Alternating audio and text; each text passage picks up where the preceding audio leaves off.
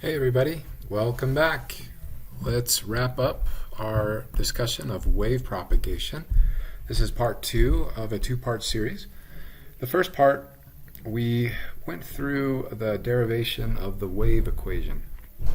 And we discussed how elastic waves, both stress and displacement, can travel through a medium of any type of solid or any type of material.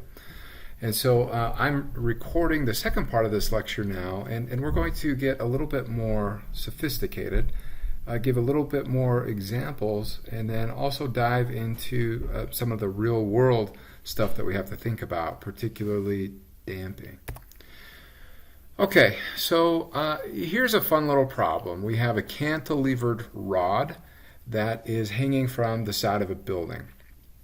Half of the rod is steel. The other half of the rod is iron. The rod, each section of those is 10 meters long. And so here on the steel we have a free end, and here on the cast iron we have a fixed end. So you'll recall that with the fixed end we have infinite impedance, and here at the free end we have zero impedance. And so those represent a different type of boundary. So if I'm looking in terms of just waves, when waves are traveling through this rod, really what I see are 3 impedance boundaries. And the waves are going to react accordingly when they hit these boundaries. A couple things that we need to know about the rod. The rod has a mass density equal to 15.83 slugs per cubic foot. The iron has a density of 14.16 slugs per cubic foot. The propagation velocity of the compression wave in steel is 19,228 feet per second, and in iron it's 10,981 feet per second. So those are our givens. We know that we are going to put a stress amplitude of 100 psi right in at the end of our rod, and it will have a duration of 0.1 milliseconds. And then we let go of the stress, and so this stress wave of 0.1 milliseconds equal to 100 psi in amplitude is going to start traveling down our rod. And every time it hits an impedance boundary, it's going to split. It's going to reflect, and it's going to transmit.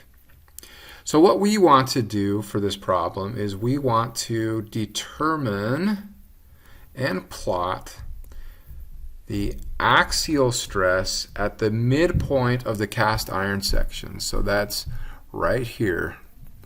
We want to calculate and plot the stresses at that point between times 0 and 15 milliseconds.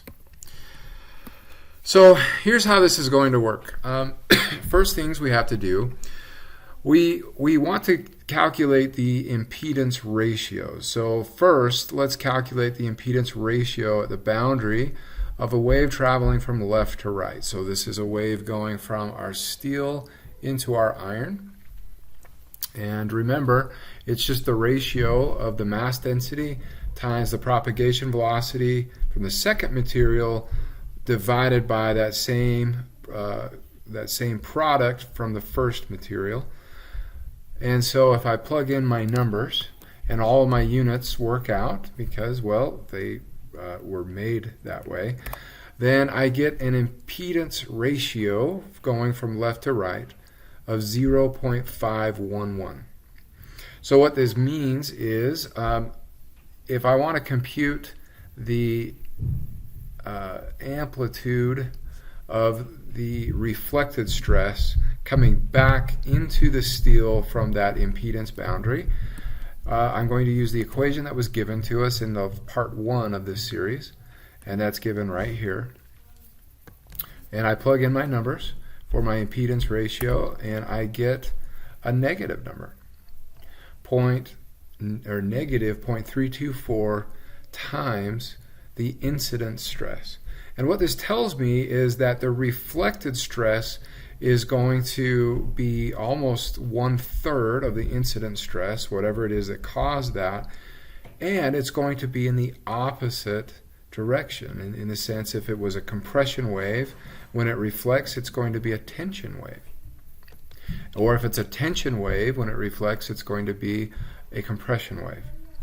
Now the transmitted wave, here's the equation to calculate the amplitude of that wave. And that comes from our part 1 of the wave propagation lecture. And if I plug in my numbers, I get this value here of 0.676 times the incident wave stress. All right. So, am I ready to go? Not really, because that's just the waves traveling from left to right. What about waves that go all the way, hit the building, and are reflecting and coming back, now going from right to left? So I want to know what the impedance is going to be for those waves. So it's the same. All I need to do is just flip my impedance ratio, though, now, because now my waves, the second material that my waves are traveling into is the steel, and they're traveling from the iron. So it's a similar calculation. It's just the inverse of it, basically. And that gives me a value of 1.96 from the cast iron going into the steel. And then similarly, I plug those impedance ratios in to the equations for the reflected stress amplitude and for the transmitted stress amplitude. Now I'm ready to do something. One thing that's really going to help me in this problem is understanding how much time it takes for the wave that's traveling to traverse my 10-meter section of each rod. So if I know that velocity equals distance divided by time, I can manipulate that equation to solve for time, given I know distance and given I know the propagation velocity of the wave in that material. So here I go. I know it's a 10-meter rod, but my units were feet per second for my propagation velocity, so I have to do a unit conversion. And when I run that calculation, what I find is it requires the wave 1.71 milliseconds to travel from one end of the steel to the other end of the steel. A similar calculation is performed for the cast iron section.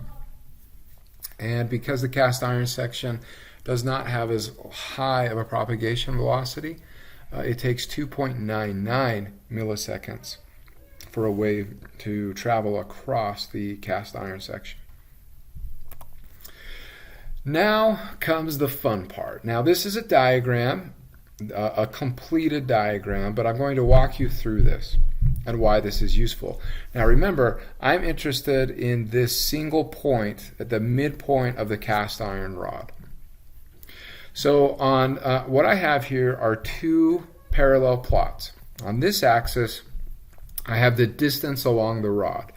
This lower section is the steel, and this upper section is the iron. And to help me keep it straight, I've sketched the rod right next to my diagram here so that I can keep everything straight. And because I'm interested in this one point, I have extended just a dashed line all the way across to represent the point that I'm interested in. Now down here on my lower axis, I have time. And remember, I'm plotting from 0 to 15 milliseconds. So you can see here's my 15 milliseconds right there. Now the way this works is I'm drawing lines, and these lines here represent the wave traveling up the rod. And I calculated for the wave to transverse the steel rod, it takes 1.71 milliseconds. So this value here corresponds to a value of 1.71. You can measure it, it does. And the number I've assigned you'll notice every one of these lines has a number assigned to it, and that's the amplitude of the stress wave. So my initial amplitude was 100 psi, and I placed it in parentheses here, and it represents compression. So I come here and I hit my first impedance boundary, and you'll recall then that I have to compute a reflected wave, and that was going to be equal to, if I go back, here we are. The reflected wave was minus 0.324 times the incident wave, and the transmitted wave was 0.676 times the incident wave. So if I go back to my diagram, 0.324 times 100 gives me negative 32.4. So that's the amplitude of the reflected wave. And how long does it take to get down again? It takes another 1.71 milliseconds to reach the free end, at which point there is another straight reflection because I have a free end boundary. And it just is a straight reflection, but it changes sign, so now it's a positive 32.4. And once it comes up and it hits a boundary, there's another transmittal and there's another reflection. And all I'm doing is I'm tracking these waves. Every time a wave hits a boundary, it reflects. Now up here at the fixed end is a slightly different scenario because there is no transmitted wave going in, or at least we're not accounting for it. Every time the wave hits the building, we're assuming it's just disappearing. So all we're worrying about there is the reflected wave. And the same thing is true for my free end. All we're worrying about is the reflected waves. But here at the boundary of all of my materials, every time a wave crosses that boundary, it splits. And then I have a new wave to track, a new reflected wave and the original transmitted wave that I was looking at. And all of these waves, remember, they require 2.99 seconds to transverse the steel, or I'm sorry, the cast iron section. And every one of these waves takes 1.71 milliseconds to transverse the steel section. So all I'm doing is, this is like an accounting exercise at this point. It's just tracking waves all the way till the end. And then what I'm interested in doing is up here on this second plot, I have stress on this axis, and I have positive and negative values, and then I have time on my x-axis. And for every one of these lines, I'm just going to come up and I'm going to plot the corresponding, whoops, didn't mean to do that, folks. I'm going to plot the corresponding stresses for each of these values, each of these lines.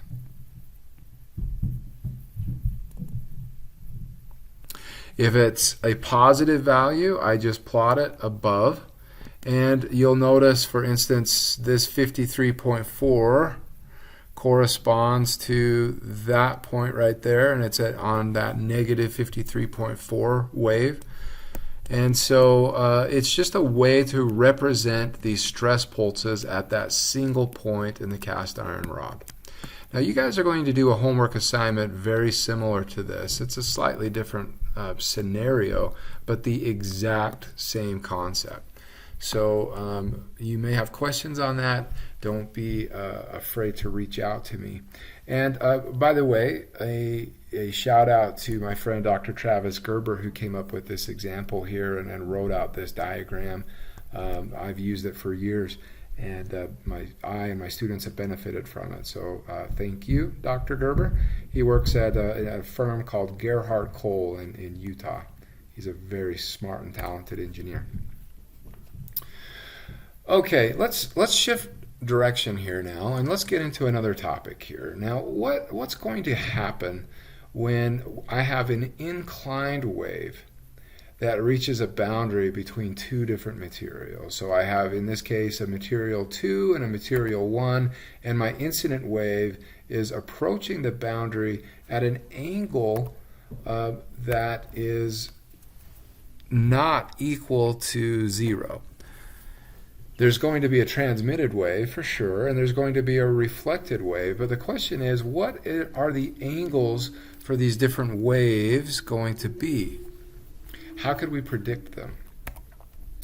So these waves are going to do what are called refraction. The transmitted wave is refracted, meaning that if the material properties of the second material at the impedance boundary are different than those of material 1, the wave is going to bend. And the reflected wave is just going to bounce off at a similar angle. So we can estimate what these angles are going to be using a law that's very famous in physics called Snell's law.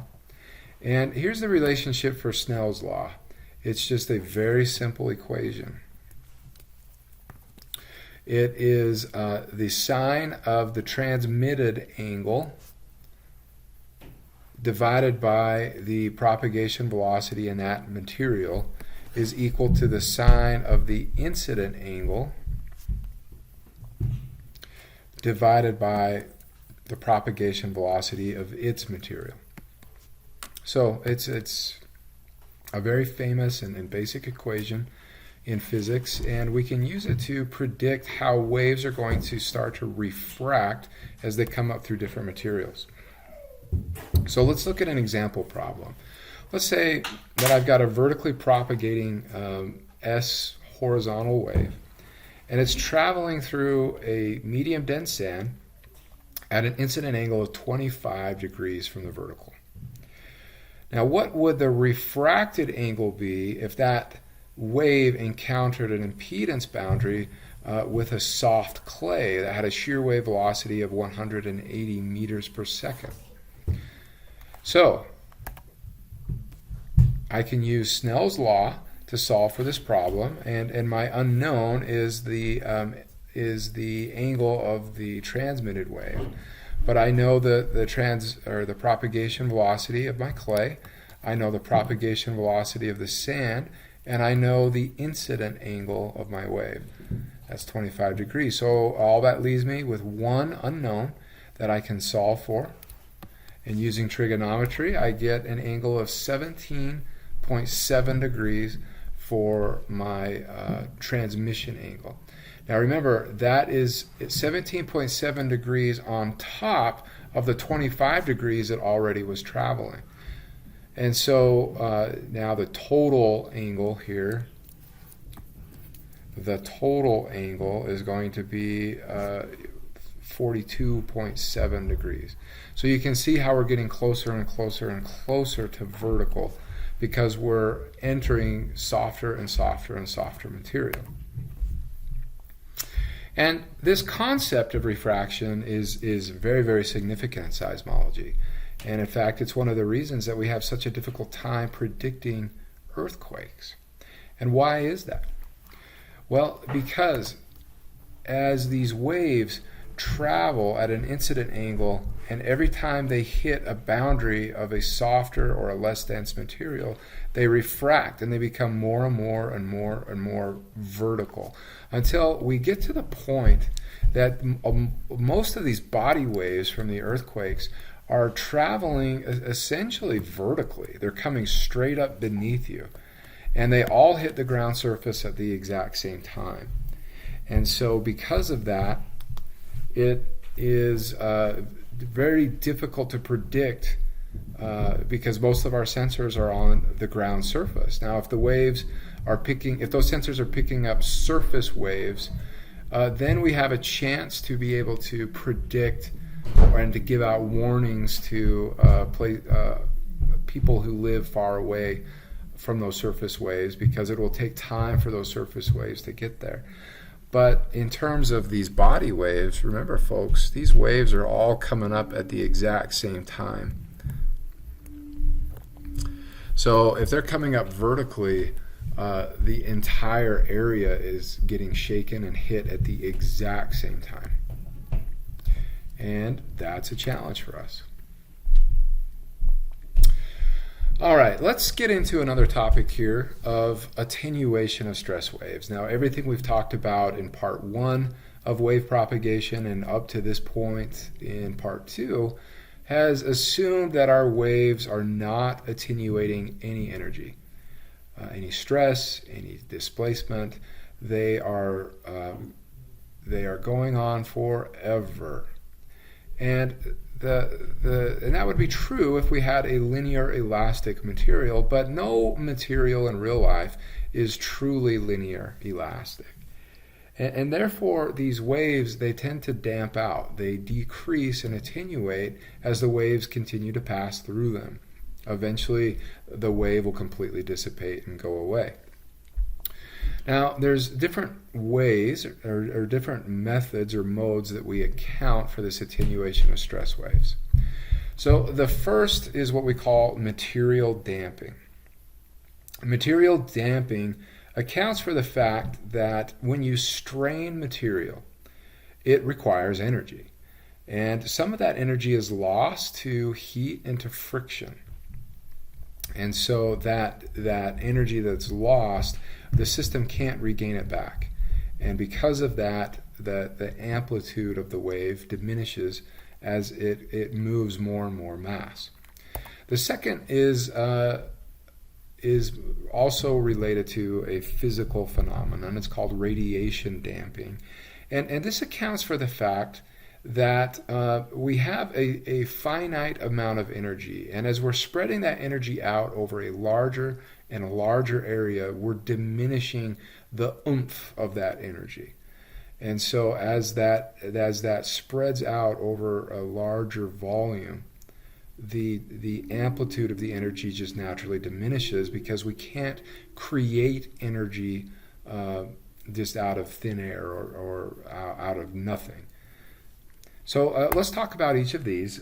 First, let's look at material damping. So when we talk about earthquakes, we're talking about shear generally. And so material damping and shear is commonly represented using what's called a Kelvin-Voigt solid. And a Kelvin-Voigt solid is represented with this little diagram right here, where we have two surfaces, but they're connected. They're connected with a spring that has a modulus or a stiffness, and because this is shear, it's a shear modulus. And then we have another little item right here that this is called a dashpot, a viscous dashpot. And what this represents is the energy that's lost through straining. And the more velocity we have in the system, the more energy is lost. And so it's an energy dissipation device. We call it a damper. So we can summarize using mechanics the equations here that represent strain, gamma, and stress, tau. And it's just a linear relationship with our shear modulus. But we also have to account for the fact that we have damping in the system. And damping is a function of the change in strain over time. So again, it's a function of our velocity of the strain. And the damping is represented with this little eta term. And that represents damping. So, but because we don't have just a simple linear load and we have cyclic harmonic loading, we can represent it with harmonic equation of motion using our trigonometric notation. And that is shown right there. Now, when we talk about damping for various materials, when we shear them cyclically in the lab, we often want to plot the stress-strain response. And so we'll load it up, and then we'll change the direction of loading, and it will come back down. But it experiences some weakening, some softening. So there's some looping strains that start to occur. And if we change the direction again, it'll go back up. And if we were to keep going and doing this, what it would eventually start to look like might be something like this. and on and on and on it would go. Now, if we look at just a single cycle, one full loop to get back to our point here, let's pause and in our loading, and what we want to do is we want to calculate the damping of this one loading cycle, and we're going to do that by computing a term that's called the damping ratio, and we represent it with this Greek letter right here. Now, the damping ratio is equal to this term, 1 over 4 pi times delta W divided by W. Now, what is that? W is simply equal to the idealized energy from a linear cycle of loading. So that's just the area underneath the linear portion of our loading curve. It's just that triangle. Okay, that's our W right there. Now the delta W, that's the amount of energy that we dissipate through our hysteresis loop. So that's going to be the area that's inside of our hysteresis loop. That's this delta W right there. So if I can compute those areas, I can compute the damping ratio. And conversely, if I want to take that damping ratio and equate it to a Kelvin-Voigt solid, I can do it using this equation right here, where if I know what my shear modulus is and I know what my initial elastic strain values were, then I can go ahead and get my damping coefficient eta, and if I also know my circular rate of loading, there I go. So if I substitute that into my shear equation, I'm good. And now I'm using the damping ratio. Damping ratios are very common, by the way, in the seismic community. For structures, for typical infrastructure, an undamaged damping ratio is commonly 5%. So remember when we were doing response spectra, we said the response spectrum for this is computed thus with a damping ratio of 5%. That's what this is referring to. Now, the material damping can affect displacements too, not just stresses. So if we're considering this type of damping with a vertically propagating shear wave, we're going to go back to our one-dimensional wave equation. That's shown right here. But this time, we're going to make a couple of changes. If the equation for the displacement of a harmonic wave written in complex notation is given like this, and if we substitute that displacement equation into our wave equation, we get this term right here. And you're going to see some things that you've never seen before. For instance, you see this G star. And that G star has special meaning. The star means that it's a complex shear modulus. And if it's complex, what that means is that it has damping associated with it. So it's not linear elastic. It has damping.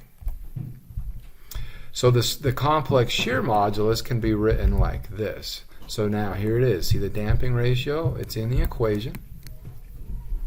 So using that complex shear modulus, we can, in some differential equations, we can solve the one-dimensional wave equation using this formula, this solution, where now we have K star. And K star, can you guess? Yeah, it's the complex wave number. Again, the star, or the term complex, should be your trigger to know that there is damping involved. And that's given with this relationship right here. So it's complex because we have the complex shear modulus involved. And folks, that leaves us with one more thing to talk about, and that's the radiation damping.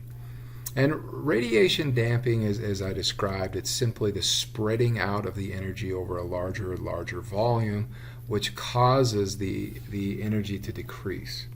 And so all waves, body waves and surface waves, experience radiation damping. And so, but they attenuate, or they experience that damping at different rates. Body waves decrease at a rate of 1 over the distance from the source. So it's just a simple inverse linear relationship, whereas surface waves, they decrease at a rate of 1 over the square root of the distance to the source. So because this is a smaller number, these tend to decrease at a different rate. And what we tend to see is that surface waves tend to govern our ground motions at larger distances from the source, and at distances that are greater than about 50 kilometers from the earthquake. So if you're at a location that's 50, 60, 70, 80 kilometers from the earthquake and you're feeling the shaking, chances are you're feeling the surface waves. And radiation damping applies to all forms of physics and all forms of wave energy. It's not just earthquakes. During the Manhattan Project, when they were testing the atomic bombs in the deserts of the United States, they were terrified when they detonated the first bomb, because several physicists believed that energy would just continue radiating out and would engulf the entire planet. And so they thought it would be the end of all life as we know it. Other physicists, they said, no, it's not going to work like that.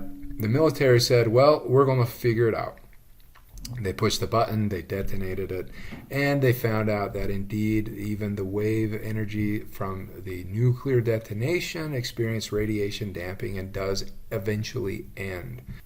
That's all we're presenting today on wave propagation. Thank you very much for your attention, and I'll look forward to connecting with you on the next lesson.